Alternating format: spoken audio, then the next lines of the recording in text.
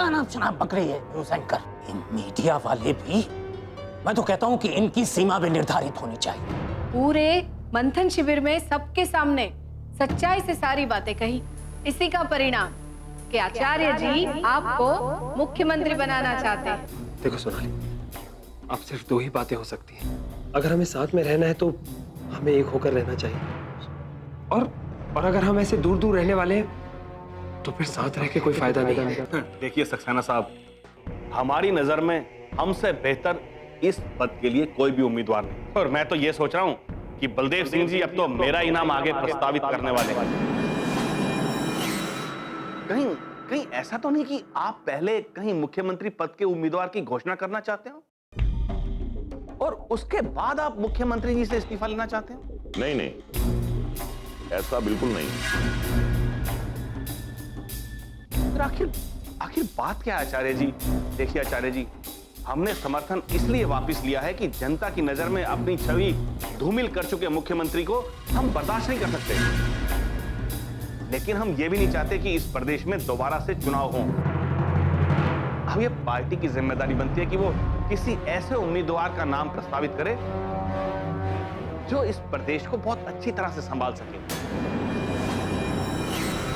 राकेश जी, उस नाम की घोषणा भी बहुत जल्दी हो जाएगी। देखिए आचार्य जी, मैं वो नाम जानना चाहता हूं। हमारी नजर में तो ऐसा कोई नाम है ही नहीं जिसकी छवि जनता की नजर में बहुत अच्छी हो और वो इस पद के काबिल हो। देखिए, राजनीति में पद खुद इंसान को काबिल बना देता है, बस इरादे नेक होने चाहिए और प्रदेश की तरक्की के लिए दिल में जुनून होना चाहिए। तो कोई ऐसा है आपकी नजर में? हाँ है।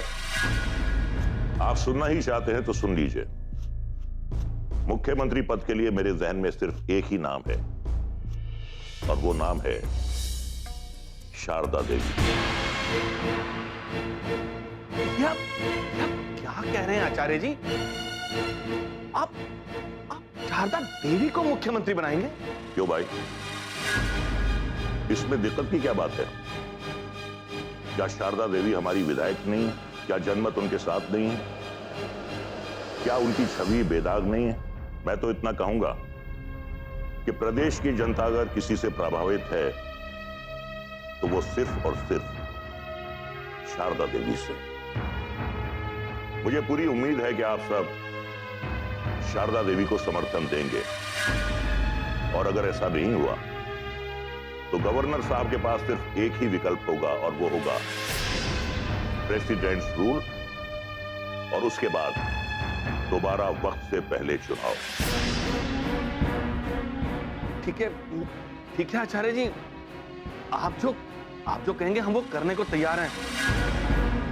धन्यवाद। नमस्कार आचार्य जी। नमस्कार।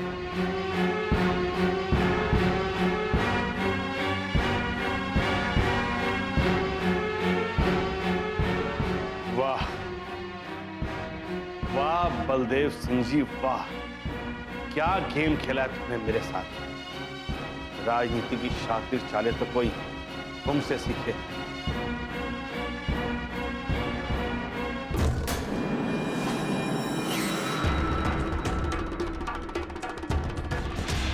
आपने एक बात सरकार के सामने रखी थी, अब वो जनता के सामने आ चुकी है। लड़कियों के माँ बाप के अंदर विश्वास कायम करना होगा ताकि वो अपने बेटी को घर से बाहर भेजते समय परेशान ना हो, बल्कि वो निश्चिंत रहें कि उनकी बेटी सुरक्षित घर वापस आए। अब पार्टी आपको ये मौका दे रही है कि आप उन योजना पर अमल कर सके और आप पीछे हट रही हैं। कल को जनता तो यही कहेगी कि सरकार के विरोध में बयान देना और सलाह देना बहुत ही आसान है, लेकिन उस पर अमल करना उतना ही मुश्किल है। कल को क्या क्या सवाल उठाए जा सकते हैं कि आपने जो कुछ भी कहा था आप जानती हैं कि वो संभव नहीं है। लोग तो यही कहेंगे ना कि संभव नहीं था, इसलिए आप पद स्वीकारने से इनकार कर दिए।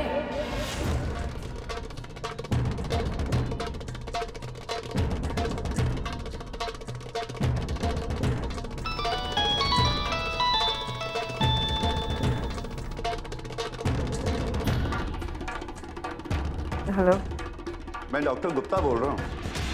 हाँ डॉक्टर साहब कहिए, क्या बात है? मैं आपकी बहू रागनी के बारे में कुछ बताना चाहता हूँ। रागनी के बारे में? क्या बात है डॉक्टर, कैसी है वो? अरे घबराइए मत, खुशी की बात है। दरअसल आपकी बहू रागनी कोमा से बाहर आ चुकी है।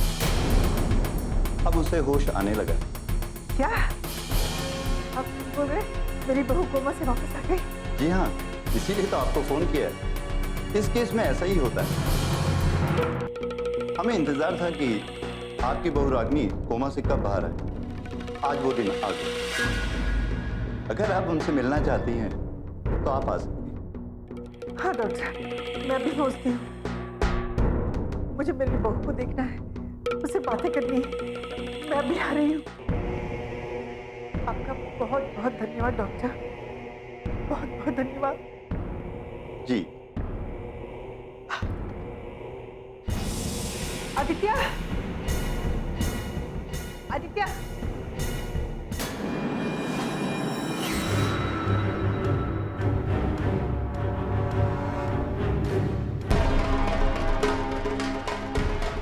सोनाली,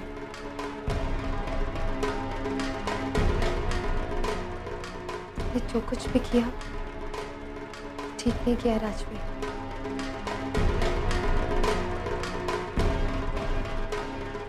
कभी सोच भी नहीं सकती थी तुम ये सब कर जाओगे।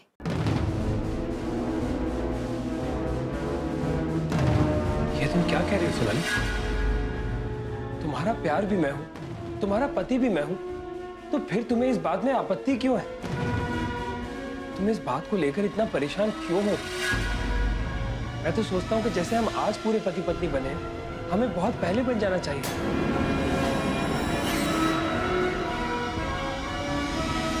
अच्छा ये भाई कि तुम्हें आज अचानक हो क्या गया था? इतने टाइम से तुमने खुद को संभाल कर रखा था राज, क्यों आज ये अचानक हो गया था? सोनाली, मैंने तुमसे शादी की है, तुम मेरी पत्नी हो। मैं तुमसे प्यार करता हूँ सोनाली, और मैं नहीं चाहता कि मेरी पत्नी की तरफ कोई भी उंगली उठाए।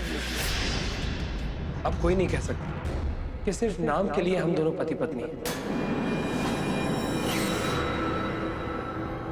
सोनाली, मुझे समझ में नहीं आ रहा कि आखिर तुम्हें इस बात का इतना दुख क्यों है।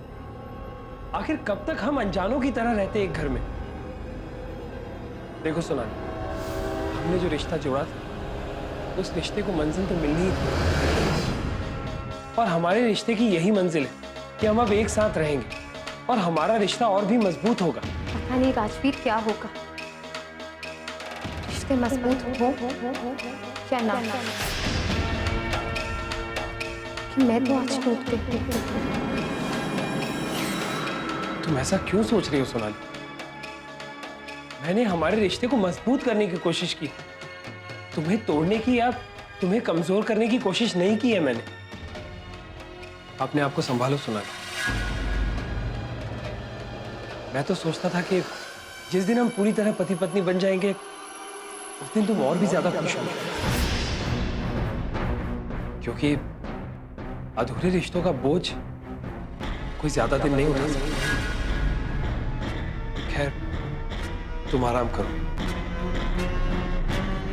मैं देख के आता हूं कि पापा ऑफिस से लौटे हैं या नहीं।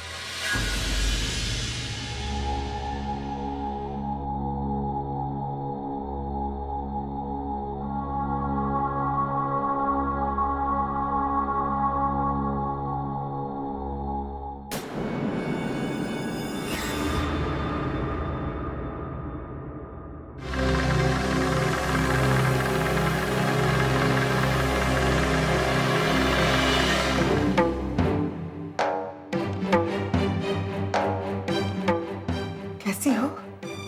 मुझे पहचान रही हो ना? जी माँ जी।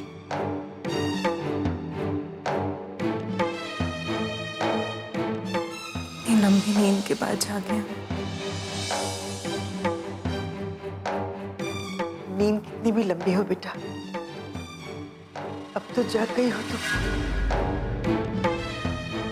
हमारे लिए इससे बड़ी खुशी की बात और क्या हो सकती है?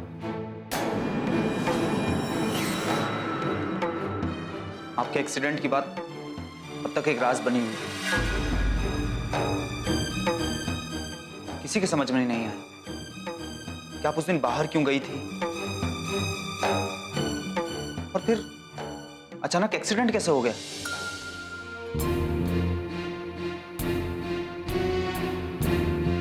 हम तो राजवीर के पीछे गए।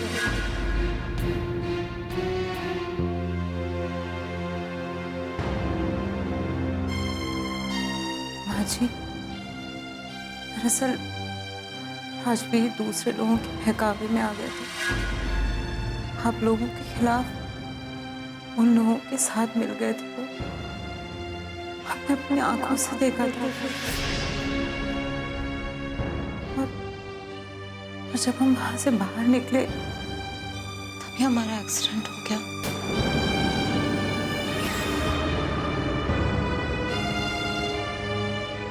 अब राजवीर किसी के साथ नहीं है बेटा, वो अपने पापा के साथ है। ये पापा और वो अब दोनों एक हो चुके हैं। ये तो बहुत अच्छी बात है। अजी, डॉक्टर ने कहा था कि पुलिस भी हमारा बयान लेना चाहती है।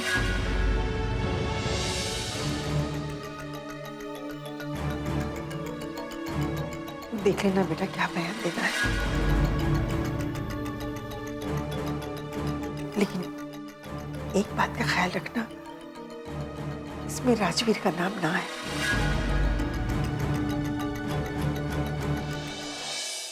जी, चुनाव में जीत आप ही की हुई ना?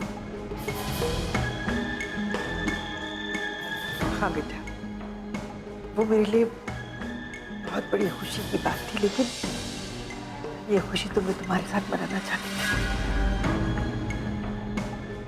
तुम हॉस्पिटल में थी, मेरे लिए इससे बड़ी की बात और क्या हो सकती थी।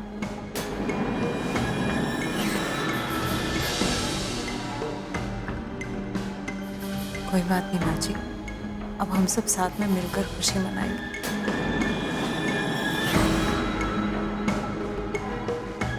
माँ जी, राजवीर क्यों नहीं आया?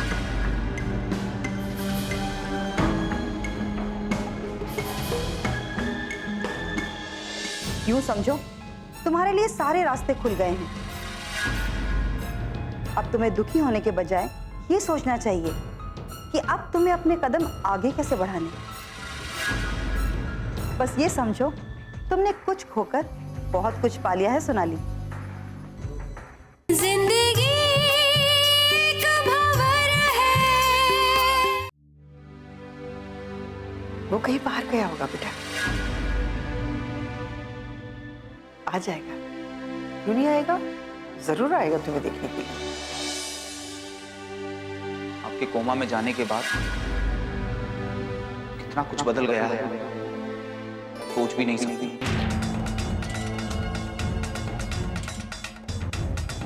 क्या बदल गया है? क्या कुछ हो गया है? अरे कुछ नहीं हुआ बेटा, तुम अपने दिमाग पर जोर मत दो, सब ठीक है। हमें याद रखना चाहिए, जिंदगी में जो कुछ भी होता है ना, वो जिंदगी का एक हिस्सा ही होता है। देखो, इतनी दिन तुम हॉस्पिटल में पड़ी थी, अब ठीक हो गई हो ना। वक्त के साथ अगर कुछ बिगड़ता है तो ठीक भी हो जाता है। बस इंसान को हिम्मत और सब्र से काम लेना चाहिए। आपको डॉक्टर ने बुलाया है? हाँ, मैं भी आई, मैं भी आती हूँ बेटा।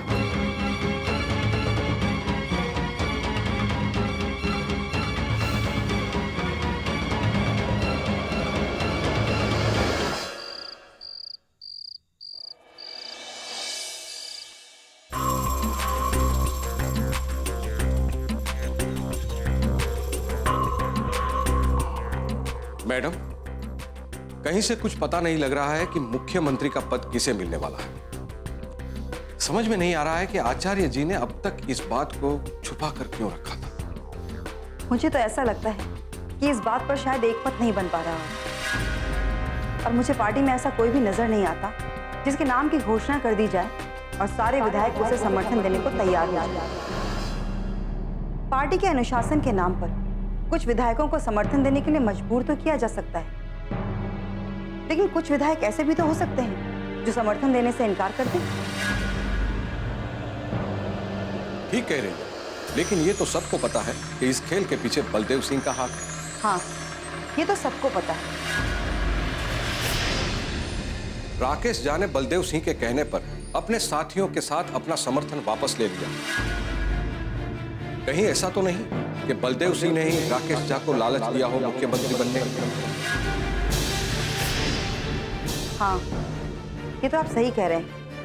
एक तरफ तो आचार्य जी असमंजस में हैं और दूसरी तरफ बलदेव सिंह के घर में नई नई रणनीति बनाई जा रही होंगी।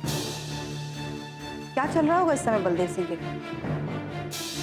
शायद सोनाली से कुछ पता चल सके।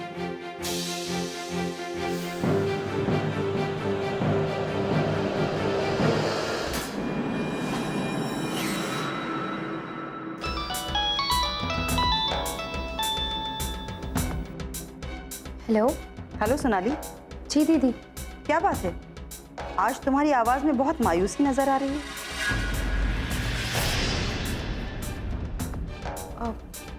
दीदी क्या बताऊं, बात ही कुछ ऐसी हो गई है। खैर आप बताइए, आपने किस लिए फोन किया? मैंने तो इसलिए फोन किया कि मैं ये जानना चाहती थी कि इस वक्त बलदेव सिंह के घर में क्या चल रहा है। आजकल पापा जी दफ्तर में ही सबसे मीटिंग कर रहे हैं और इसके अलावा तो घर में और कुछ नहीं चल रहा। और मैंने आपको बताया तो था कि पापा जी फिर से चुनाव करवाना चाहते हैं। ओह, खैर ये सब छोड़ो, तुम ये बताओ कि तुम किस बात से परेशान हो? दीदी वो दरअसल आज अचानक वो हो गया जिसके बारे में मैंने कभी सोचा भी नहीं था। अब तक तो मैंने राजवीर से खुद को बचा कर रखा था, लेकिन आज क्या क्या कह रही हो तुम?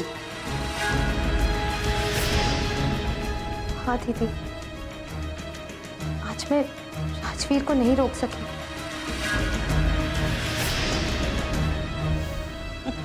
अरे इसमें इतना भी परेशान होने वाली क्या बात है? यहाँ तो बहुत कुछ खोकर भी कुछ हासिल नहीं होता और तुम्हें तो खुश होना चाहिए कि तुमने बहुत कुछ पाने के बाद कुछ खोया है। नहीं दीदी, मैं ये सोचकर तो यहाँ नहीं आई थी। भूल जाओ सोनाली कि तुम क्या सोचकर आई थी। तुम्हें तो खुश होना चाहिए कि अब तुम पूरी तरह से बलदेव सिंह के खानदान की बहू बन चुकी हो। ऐसा बड़ा खानदान जिसका ख्वाब पता नहीं कितनी लड़कियां देखती होंगी। अरे तुम्हें तो खुश नहीं बल्कि गर्व होना चाहिए तुम्हें। दीदी ये आप क्या कह रही हैं? वही कह रही हूँ सोनाली जो तुम्हारा आज का सच है। अब तुम्हें बहू बनकर सियासत में उतरने से कोई नहीं रोक सकता। यूं समझो तुम्हारे लिए सारे रास्ते खुल गए हैं।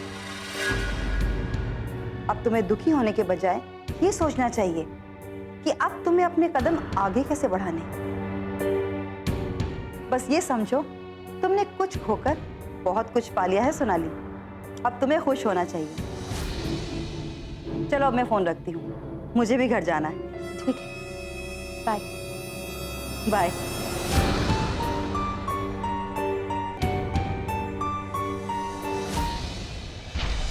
ऐसे हालात में तुम रागिनी को कैसे समझाओगे, कैसे संभालोगे उसे, और सोनाली को कैसे समझाओगे, ये तुम्हें सोचना होगा। जिंदगी एक भंवर है।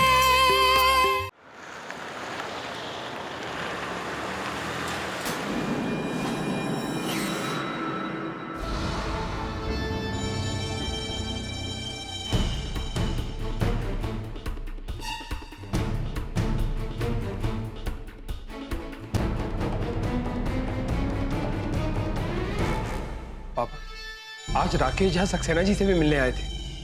वो बार बार उनसे एक ही सवाल पूछ रहे थे कि हम मुख्यमंत्री के लिए किसे चुनना चाहते हैं। मुझे तो ऐसा लग रहा है कि वो खुद मुख्यमंत्री बनना चाहते हैं। हाँ, मुझे मालूम है। सोनाली कहाँ है? सोनाली? क्या हुआ पापा? सोनाली को पत्नी बना के तुम घर तो ले आए, लेकिन ये भूल गए कि इस रिश्ते का अंजाम क्या होगा। क्या हुआ पापा? सोनाली ने कुछ फोन करके आपसे कहा है क्या? सोनाली ने कुछ नहीं कहा, लेकिन मैं जो कह रहा हूं उसे सुनो और सोचो कि तुम्हारा अगला कदम क्या होगा। हॉस्पिटल से फोन आया था। हॉस्पिटल से? हाँ, रागिनी कोमा से बाहर आ चुकी है।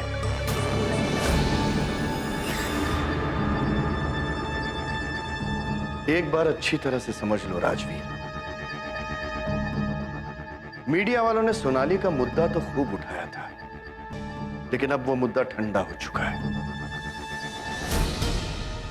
चुनाव के मौके पर मैं फिर से ऐसा कोई मुद्दा उठता हुआ देखना नहीं चाहता। तुम सोनाली को घर ले आए और उसका खामियाजा हमें चुनाव में भुगतना पड़े, ऐसा नहीं होना चाहिए। तुम्हें इस बात का ख्याल रखना होगा। जी पापा।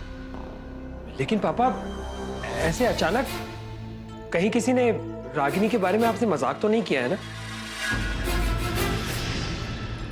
मैंने डॉक्टर से बात की है और खबर एकदम पक्की है। रागिनी कोमा से बाहर आ चुकी है।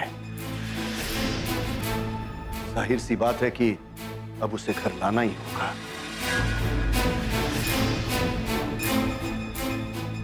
ऐसे हालात में तुम रागिनी को कैसे समझाओगे,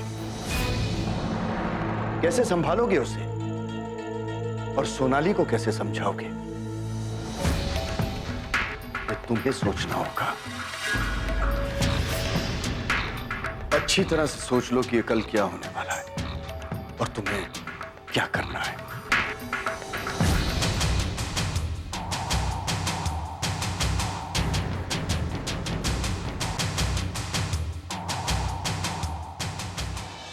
मुझे हासिल कर कर तुम खुश हो रहे थे और मुझे समझा रहे थे। कहीं ऐसा तो नहीं है ना कि अब तुम्हें पछतावा हो रहा है? मैं तुम्हें कैसे बताऊं सोनाली कि आज हमारे बीच की दीवार गिरी है, लेकिन मेरे और तुम्हारे बीच सबसे बड़ी दीवार बनने के लिए रागिनी वापस आ रही है। आपके शिकस्त की पूरी तैयारी करके बैठी हुई है। आपको पता है मुख्यमंत्री पद के लिए जिसका नाम घोषित करने वाले हैं वो कौन है? कौन है वो?